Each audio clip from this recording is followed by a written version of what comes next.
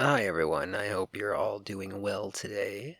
Today I have a very special guest. SilverThreads will be reading two of the stories for today's video. Really great narrator, so definitely check him out. I'll put the link in the description below for his channel, as well as the links for the authors of these stories. You should also definitely check them out. So yeah, let's go ahead and get right into this, and I hope you all enjoy.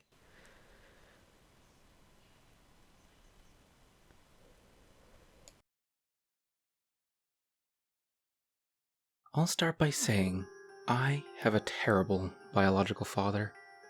He has been a shady person all my life and constantly caused me a lot of grief. This is just one of those examples. When I was 4, my parents split up.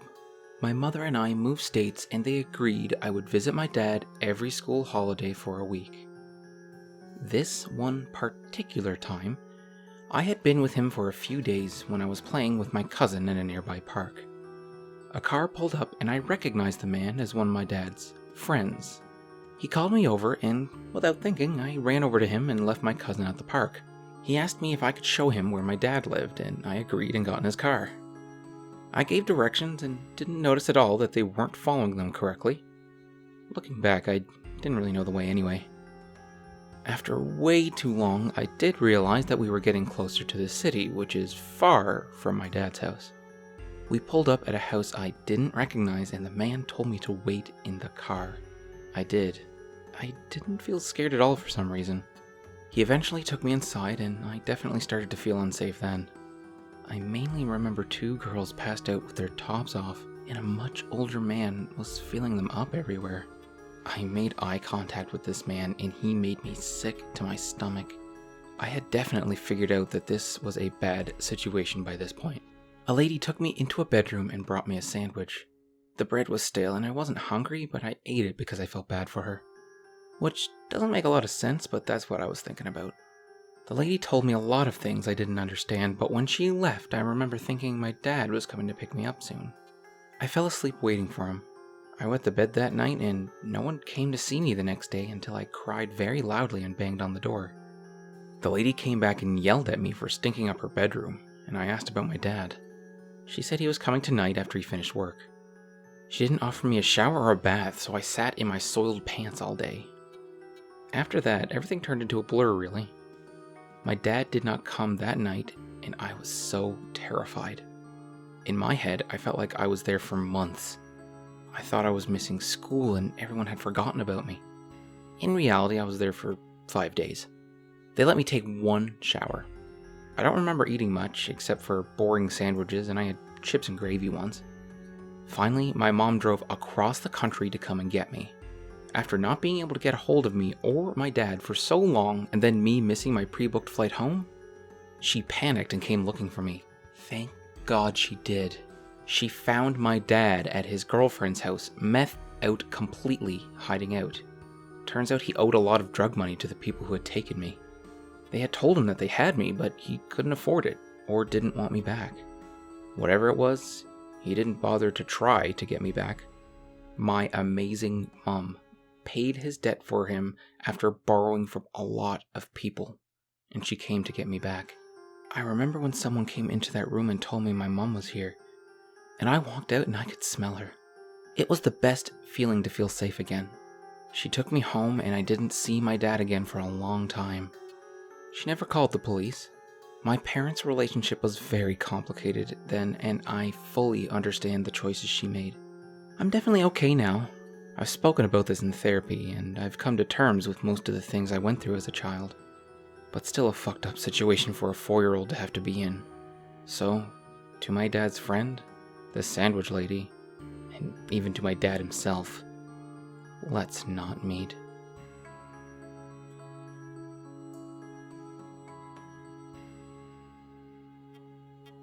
When I worked for a security company, I used to have to do nightly rounds in an old, dilapidated building, which used to be a newspaper printing press and journalists' offices.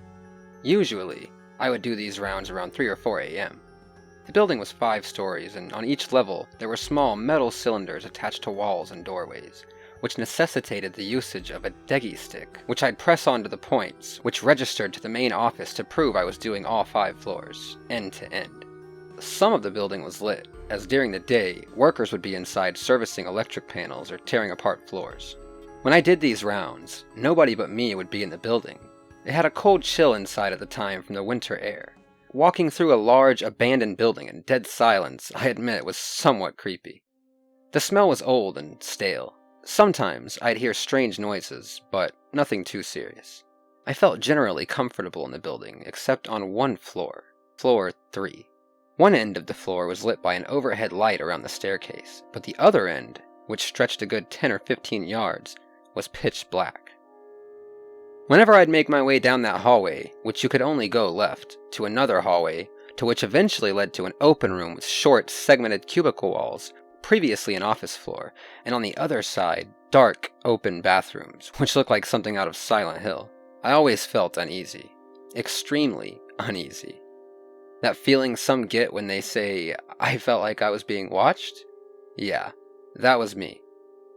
One night, while making my way through the darkness of that floor, I felt something touch the back of my neck.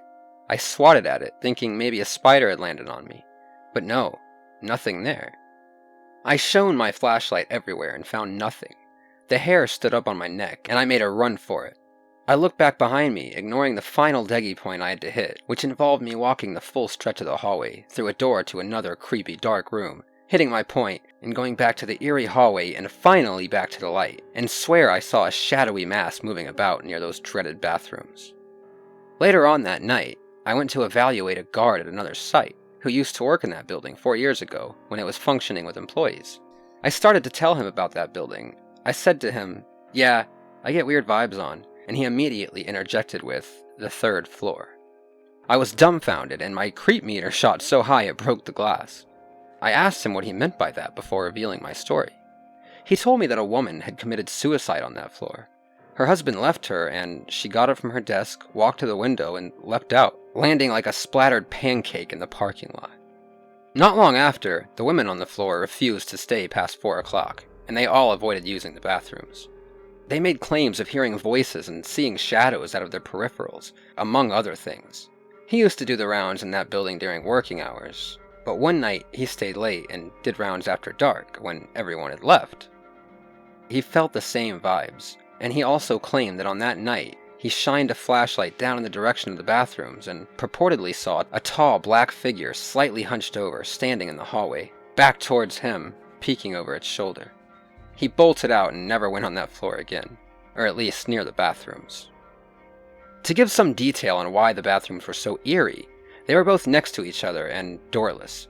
When I would shine my light into the pitch darkness, I'd receive back the glare of mirrors with stains splashed all over them, creepy porcelain white sinks, a white tiled floor, and shadows bouncing off the walls. If you haven't played it, I'd recommend going on YouTube and watching a clip of the hallway bathroom scene from Outlast 2.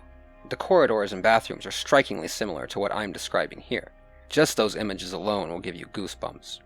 Now I knew psychologically I'd be fucked having to do rounds at this building, but I couldn't avoid it. Our company was contracted to have a guard walk the grounds twice a day, and I got stuck with the night rounds. So you can imagine, my next visit, I wasn't looking forward to it. It went on for several days with nothing eventful occurring.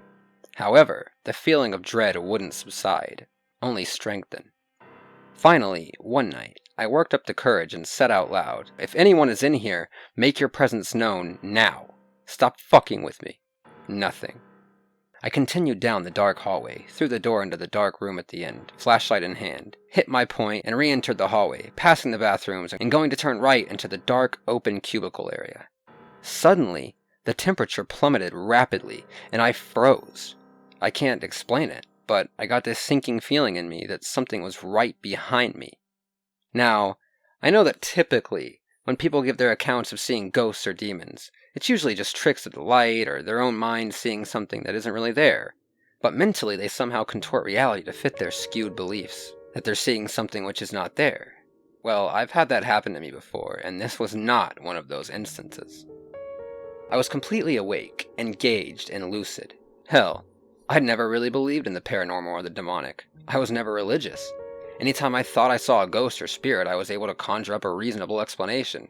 Shadow, creaking of pipes, house settling, dog barking outside, etc. Believe me, I've tried over and over to rationalize what I'm about to tell you, but I just can't. I was as much as a skeptic as any scientist on Earth. What I was about to confront was absolute, formed, and not by any means a trick of the light or peripheral movement. I started to walk faster, praying to reach the end of the darkness. My gut told me, don't turn around. But I had to. I couldn't wonder anymore. So I turned. I looked behind me into the darkness. I shuddered immediately and jumped back. What I saw was a black, deep black figure, darker than the darkest corners of the floor by far. Frizzy hair, tall, with arms much longer than a man's, and in the quickness of this situation, what looked like long fingernails or claws. At first, I couldn't believe it. My rational brain deduced that I was staring at a tall, homeless man or woman hiding in the building. I even called out, "Hello?" I was frozen in place, my heart about to punch a hole through my breastbone. This thing, still and silent, bent down, got on all fours, and started running at me, full speed. And the way it was taking its strides in that split second were short, very fast movements like a crippled dog chasing the mailman. I turned and sprinted so fast toward the exit door that I fell forward, slamming myself into the door. I opened it to run out, but turned around one last time, and shone my flashlight directly back where I'd encountered this thing. There was a beam that ran from the floor to the ceiling, with a breaker box attached to it, and the door to the box was flapping back and forth, making banging sounds each time it hit the beam. I watched until it stopped. Something had slapped it. You could deduce the wind from me running could have caused it, but it was a good 15 feet away when I passed it, and on the opposite side of the beam. This couldn't have happened. After this, I still had to do rounds in this building. I had no choice, it was my job. But from then on, I wore headphones, putting music on full blast, and I'd sprint from end to end. Weeks later, I stopped in the darkness and called out for whatever it was to leave, that I refused to communicate with it any further. To this day, since this happened, I've not encountered anything I'd call paranormal. But that night, that thing, I'll never forget. It was real, it was full of hate, and I'm convinced it wanted to hurt me. Or kill me.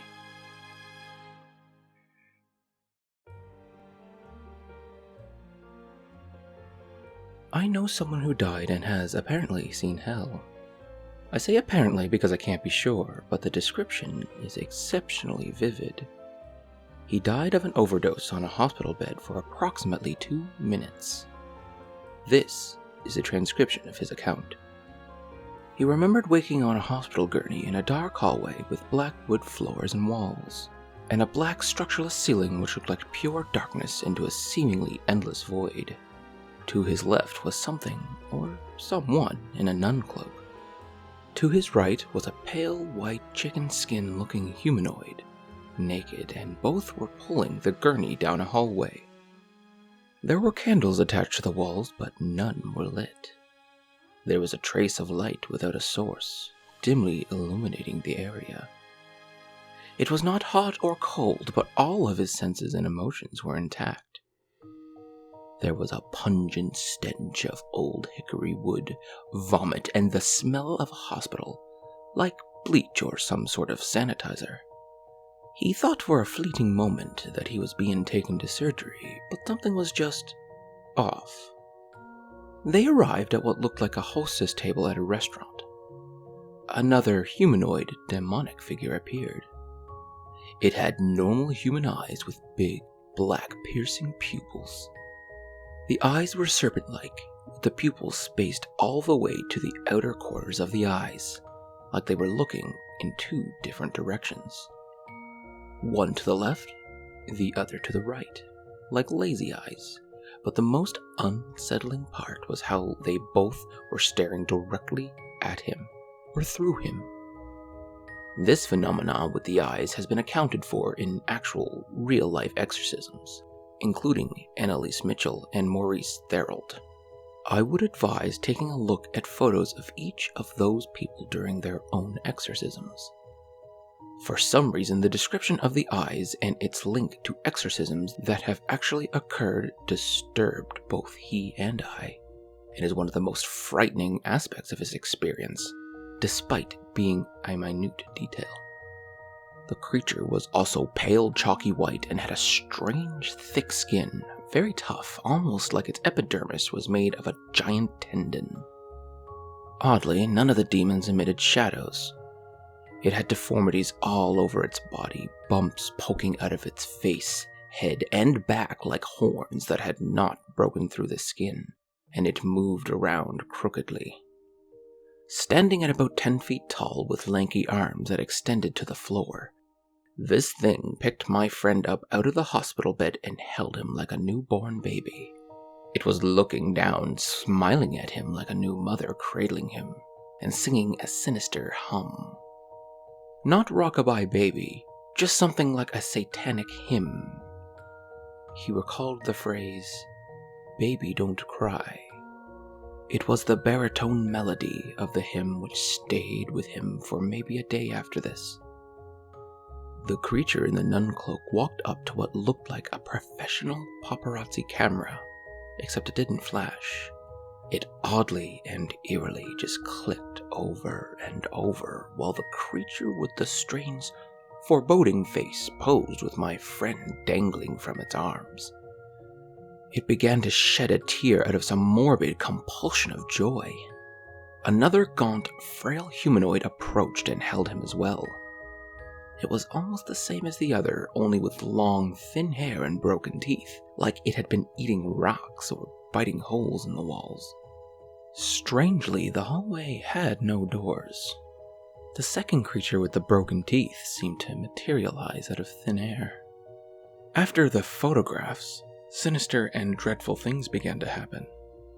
This time, instead of just lying on a gurney, he was strapped down and immobilized.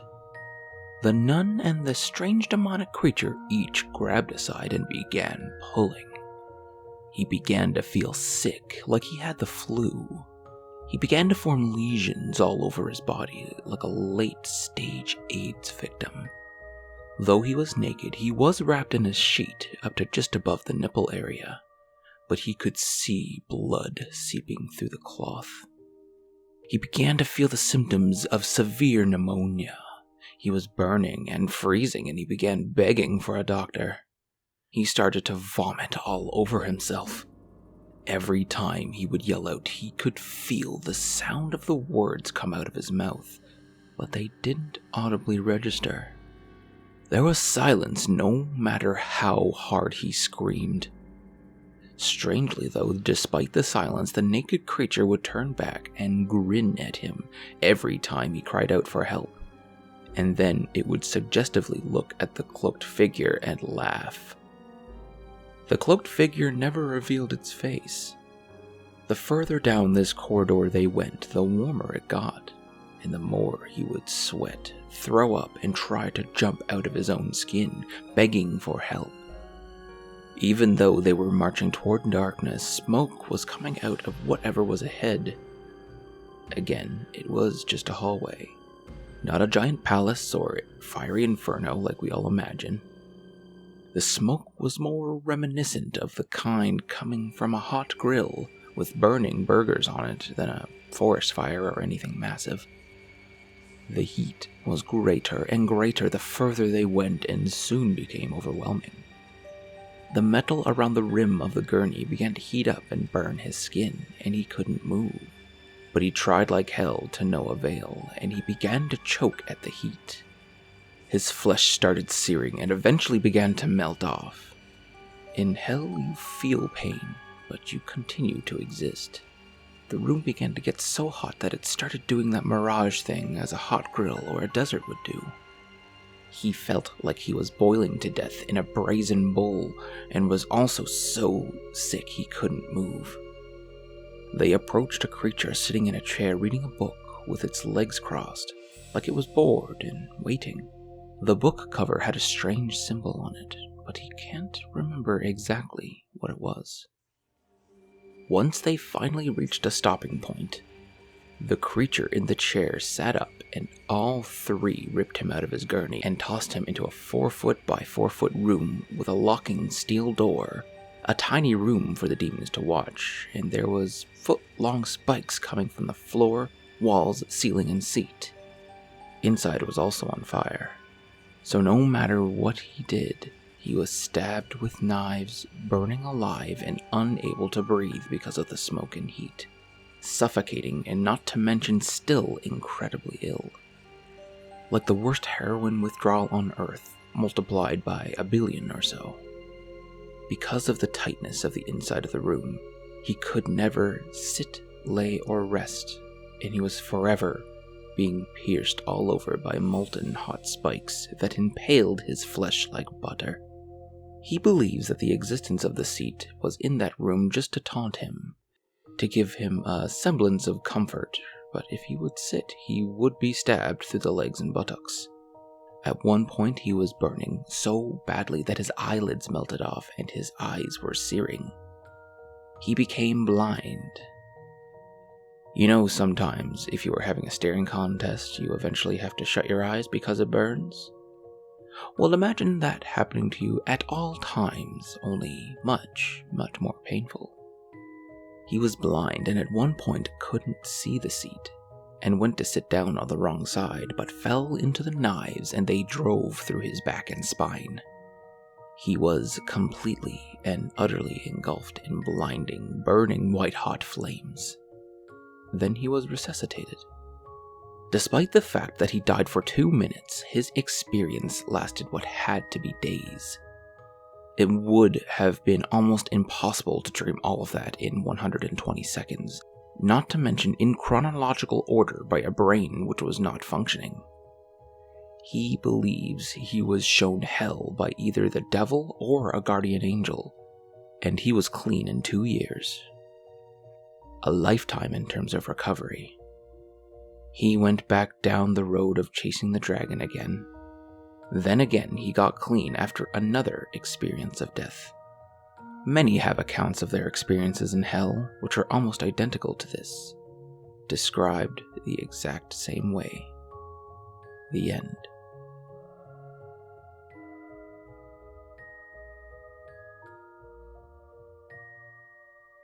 All right, thank you guys so much for being here and listening. I hope you guys enjoyed this video. Again, definitely check out SilverThreads. He is an amazing narrator. Really great. So definitely check him out. Link in the description. As well as the other authors that wrote the stories. Really great writing and really great stories. So yeah. Again, I hope you guys enjoyed. If you did and you want to see more from me, like, comment, and subscribe. Press that little bell thing that gives you notifications, I guess. But all right. Thank you so much. I appreciate you guys, and I will see you next time.